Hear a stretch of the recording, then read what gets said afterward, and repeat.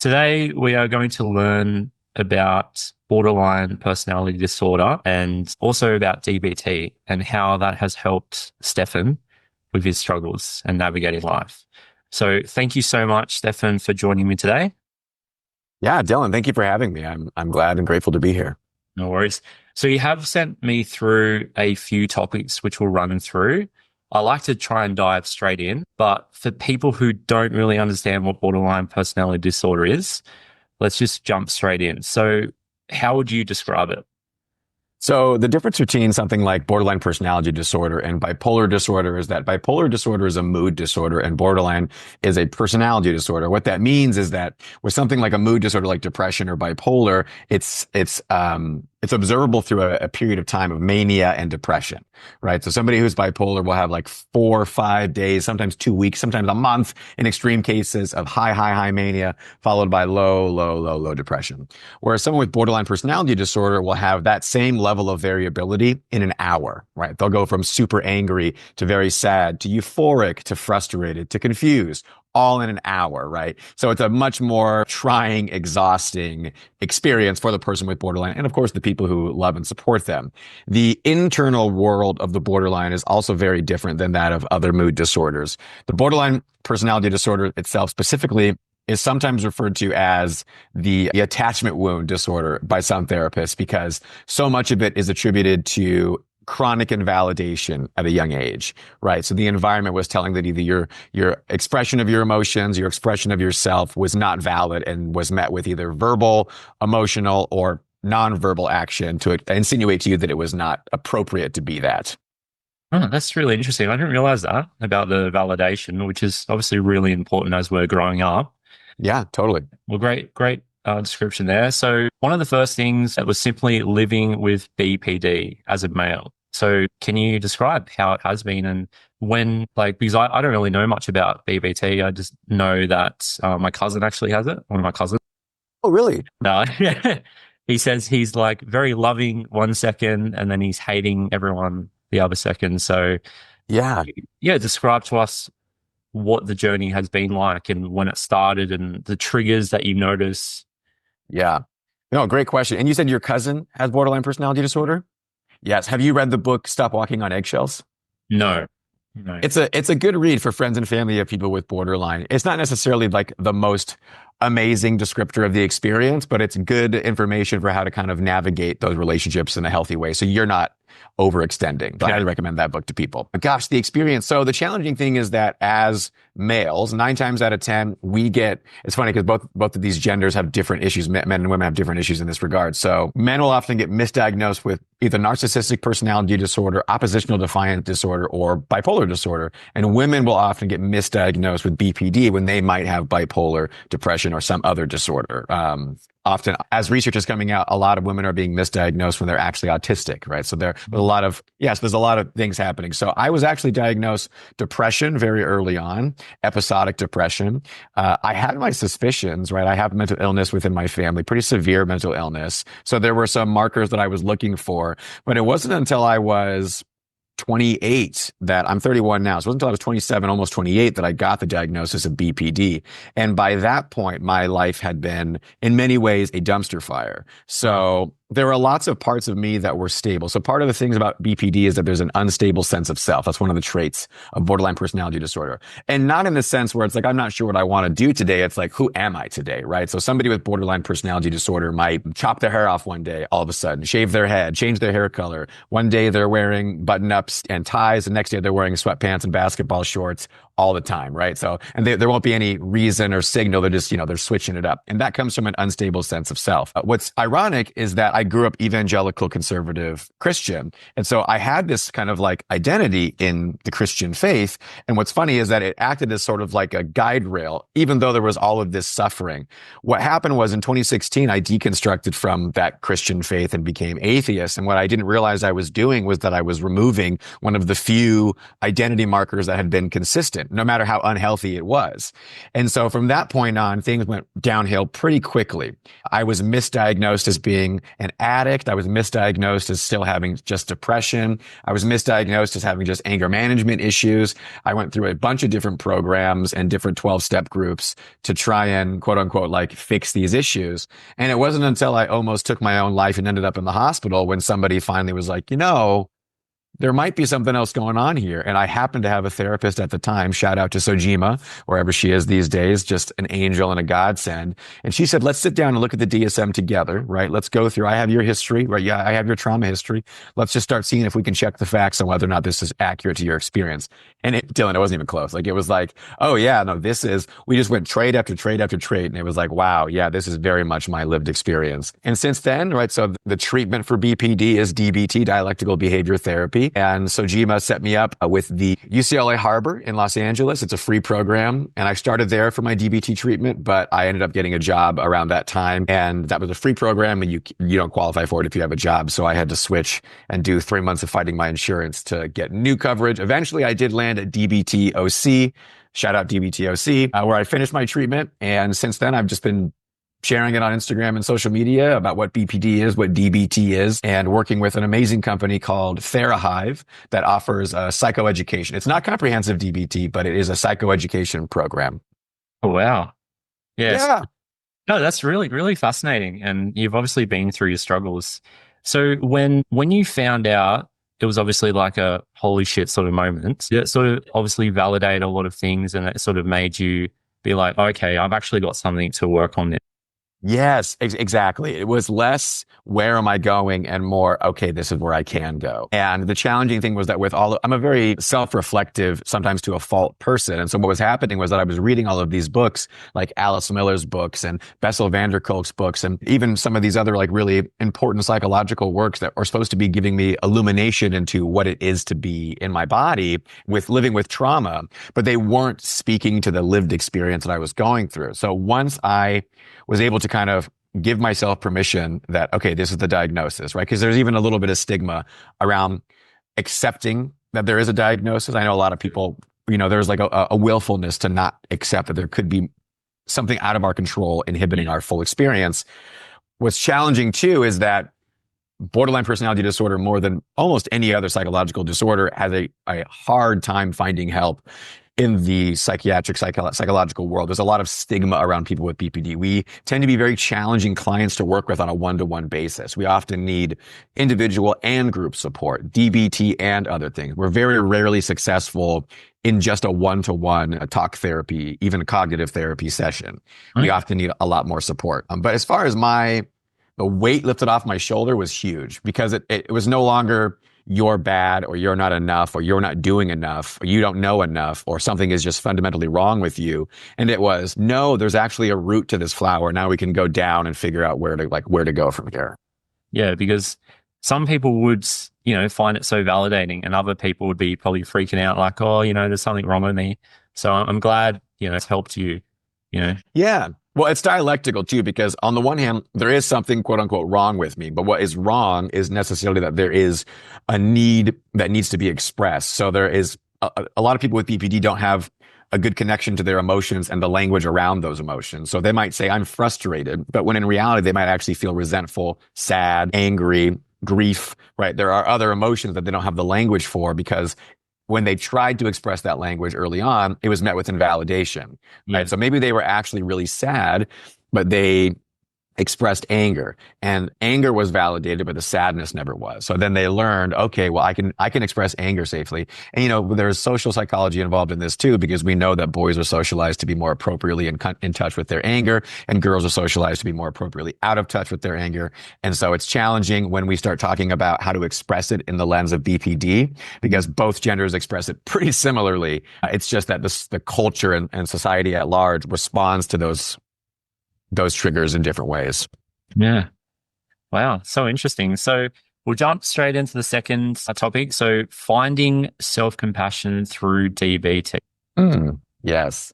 So there is a common thread among people with borderline personality disorder, and it is shame and regret. We have often done things that are outside of our values impulsively, things we never thought we would do, lines we never thought we'd cross. And it's very challenging to reconcile that you would do that, and that was very much not entirely within your control. It's challenging to radically accept I did this thing. I stepped outside of my values in this way. I violated this person in this way. And I am not a monster or an awful bad person. I can still grow, heal, and change. So the power of DBT, dialectical behavior therapy, is that it's non-judgmental and non-pejorative. The inventor of it, the creator, Marsha Linehan, she has BPD herself, and she went through the system in the early, I think the mid 70s, and it was awful. So in the 80s, she started developing with her own experience. And it is evident that it's built by somebody who understands what it looks like inside, because so much of DBT is about acceptance and change, right? That's what we're trying to synthesize in DBT is we need to accept that we are kind of powerless to a lot of things. There are things that are out of our control, right? We have borderline personality disorder, and we can change our behaviors. We can change these destructive ideologies, these destructive cognitive distortions, and we can build a life worth living. So it's a constant tension of acceptance and change, acceptance and change. So the therapist, for example, in DBT is accepting that this person is doing the best they can, right? This is a borderline individual who's just trying the best they can, no matter how ineffective they're being. And that therapist is still requiring that client to change, to actively change and try harder and be better. So it's a constant tension of acceptance and change. But that's the direct path to self-compassion, because, as we know, compassion literally means to suffer with. The BPD individual is constantly suffering internally, like a very sensitive nerve ending that's always sticking up. And without the skills within DBT to learn how to manage and mitigate that sensitivity, it's constantly being touched and then reacted to. Mm. So it's hard to have compassion for yourself when you feel like everything you're doing is just causing other people harm. The power of DBT is walking that middle path of saying, look, you caused harm and you can change, right? Or you fell short here and you can get up and go and do this here. So it's not rigid. It's not when you fall off, go back to ground zero. Like a lot of the 12 steps are, right? When you lose sobriety, you're back to ground zero. That's not how it works in DBT. In DBT, if you were to quote unquote lose sobriety, all that would mean is that you lost sobriety, right? Now it's another opportunity to get back up on the horse and find the middle path again and be back in that self-compassion. Yeah, that's how it's developed. Yeah, so it's a moment by moment thing, and just accepting things as they are. Can always be a struggle though. So how long are you seeing a psychologist at the moment? Like, how long have you been seeing a psychologist? Yeah, so that's funny. So my parents got separated when I was, officially when I was 9, started when I was 8. And I started seeing a therapist very short after, I think age 11. And I saw that therapist till I was 17, 18, went to college, didn't see a therapist for about 4 years. But at my college I went to, they had something called I know every college has residential directors, but our residential directors are also like spiritual directors. So they're like kind of therapists in training or whatever. And so I got very lucky in that I was connected to one who was exactly what I needed at that time, right? Like he was a very effective mentor for me. And then after college, I took a break because I ran out of money and started seeing another therapist. And that therapist, I look back on with a lot of the tension of the dialectics, because in many ways, he did not meet my needs. And in many ways, there was a lot of ineffective therapy taking place. And I think about a lot of the things that he told me to this day. Like there are things that like nuggets of wisdom that I still find from our sessions, even though it wasn't the most effective therapy for me, that I can't throw the baby out with the bathwater. Like as much as it wasn't what I needed, it was still helpful. And then after that therapist, oh goodness, where did I go? I think after that, there was like a brief period of searching and trying to find another therapist. And then I don't know if you're familiar, but the way that free, quote unquote, free therapy works here in California is that most of the therapists you'll see at these free clinics are associates. They're not licensed therapists. They're getting their training. Some of them are really good. Some of them are really shitty. It just depends on kind of their life experience and who their supervisor is and their innate therapeutic abilities. But eventually I landed at the Long Beach Trauma Center, and that's where I met Sojima. And after Sojima, I got into DBT, and I stopped individual psychotherapy for quite some time. Yep. And then just did DBT. And then I just restarted with like talk therapy very recently, but I'm also teaching DBT. So I'm getting the best of both Yeah. worlds. I get to teach the DBT skills and have them top of mind. And then I have my own therapist that I go to and I talk to. Wow. Well, you do definitely, it seems like you have the knowledge, like all the content that you share. I'm like, Thanks. wow. Thanks. So, my partner is actually a clinical psychologist. So I learned from Oh, it. awesome. I do like ask her a lot of questions here and there. And I was like, oh, I'm going to have you on. And, she was telling me a little bit about it. Okay. So the third question is DBT as an antidote to shame. Can you expand on that? Yeah. So kind of what I was alluding to earlier, a lot of people with BPD, when they look back on their behaviors and the people that they've harmed, it can be incredibly shame inducing. And shame has its place, right? It lets us know that we've stepped outside of our values or we've stepped outside of a culture's value. And it's debilitating when it's kind of incubated, right? It's not something that we want to hold on to for very long. And so with BPD, shame becomes very sticky. It's hard to let go of because we're reliving those invalidating moments because every time we try to say that I'm not a bad person, we relive the moment where we hurt somebody or we stepped outside of our values and then invalidate the thought that we could be healed or we could be better or we could be moving forward. So what DBT does is DBT works to develop those skills to live a life, to like practically live an effective life while also challenging a lot of the cognitive distortions that lead to shame, right? So something like I'm a bad person because DBT would say, let's pause. And let's check that judgment, right? What do you mean by bad? Let's change that to it caused harm to someone that was outside of my values, and I don't want to do that again, right? That's different than I'm a bad person because I hurt someone. And DBT will give us the skills to tolerate the emotional suffering that comes as we go through that. So let's say you have somebody with BPD and they are having kind of a flashback of something that they regret and it's bringing up a lot of shame. Well, they might feel dysregulated and want to go engage in an ineffective behavior like self-harm behavior or reckless spending or reckless driving. Well, DBT has the distress tolerance skills, right? So they could lean into the distress tolerance skills. They could do some self-soothing, some stop, some tip. Then if they need some emotion regulation, well, they can lean into the emotion regulation skills. And so the way that DBT helps is that it helps you stack these skills to get through the internal suffering. Nothing or few things are as sufferable as shame. So it's very helpful to the BPD individual to work through their shame. And as you've shown online, like you have a lot of valuable content where you are showing like black or white thinking, etc. So highly recommend checking out your Instagram channel. So we'll jump on to the next one. So how did DBT save your life? Yeah, so I'm very lucky because there are many moments throughout my 20s where I could have been in a very different situation.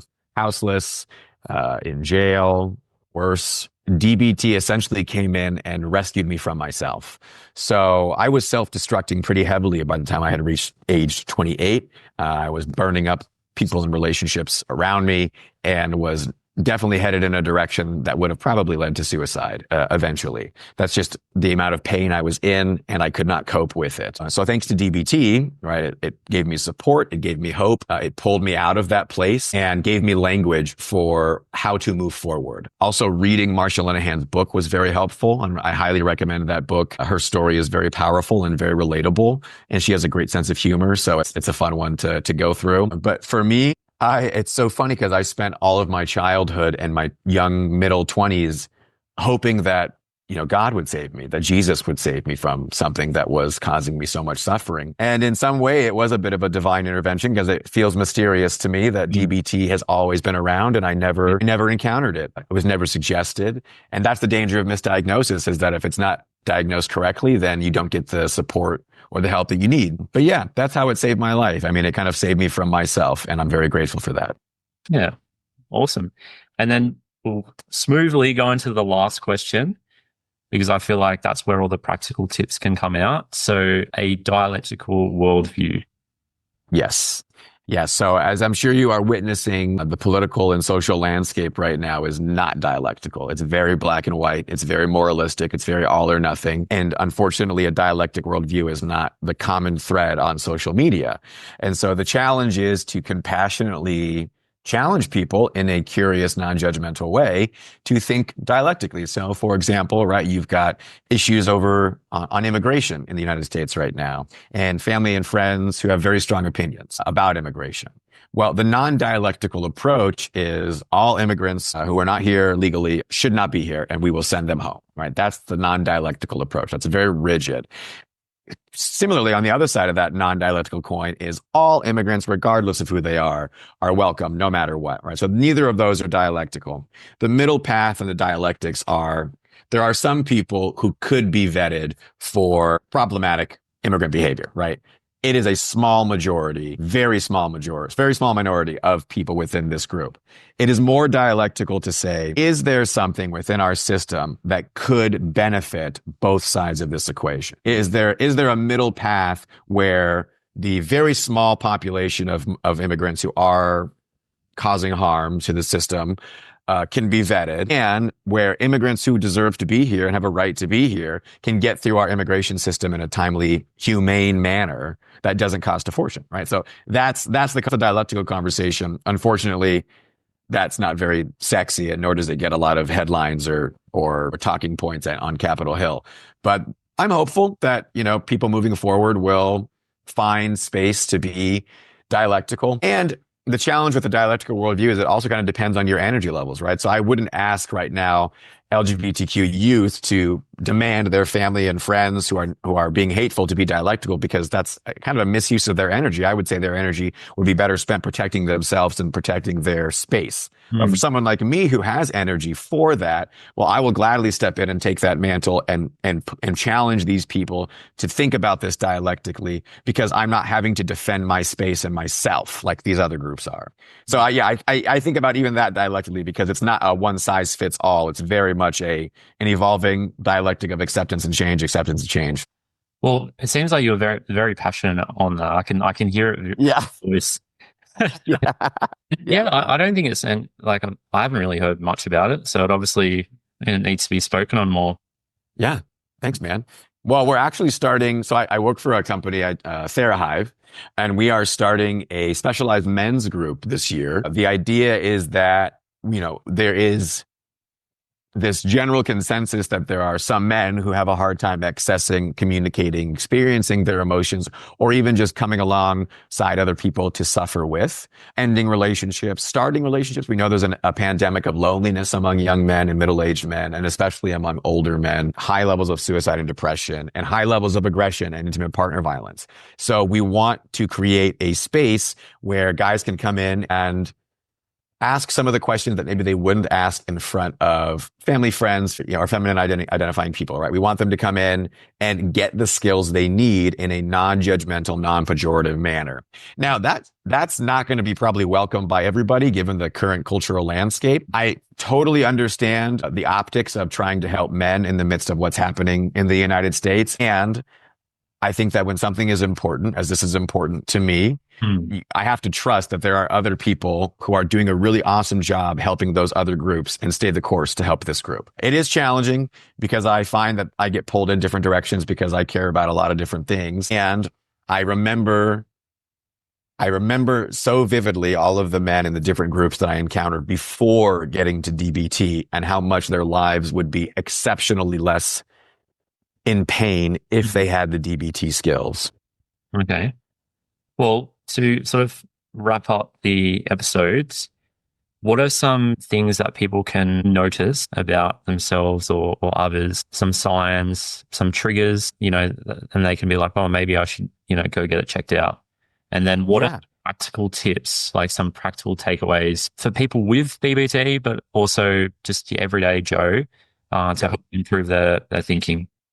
Totally. So what I would tell people who suspect they might have BPD is I would just look up the traits first, right? So look up the 9 traits that are what the DSM has for BPD. See if they relate to you. There's a great YouTube channel called Med Circle, and Dr. Ramani is on there quite a bit, and she is an expert in narcissistic personality disorder and borderline personality disorder. Watch her videos. If what she's saying resonates with you, there's a very good chance that you either have some sort of attachment issue or some sort of early trauma that could be presented as either complex PTSD, or BPD. Either way, if you are connecting to the BPD experience, chances are there is something to work through that's happening, even if you're not diagnosed with BPD.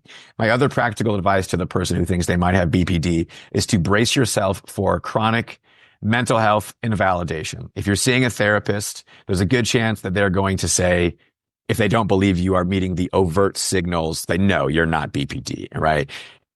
Get a lot of opinions. There's lots of therapists out there. There's lots of psychologists, psychiatrists out there, right? I've sat down with psychiatrists and disagreed with them. It's uncomfortable, but you can come into those meetings pretty prepared and ask as many questions as you want, right? Like they're there for you. You're not there for them. So keep asking them questions and trust your gut. Like if you feel that a person, like a mental health professional, is not meeting your needs, then there's a good chance they might not be. And BPD requires a lot of support, especially early on as you're going through the early diagnosis and early inhibiting or limiting some of those more dangerous behaviors. We need a lot of support and a lot of compassion. So brace for that. And then just practical advice for people. In DBT, we talk a lot about, I think I've said it a million times now, but like acceptance and change, right? And in life, we get kind of rigid in our ideologies about what can and can't change. We get hurt by change. We get kind of thrown off by change. And there's a lot of beauty in change.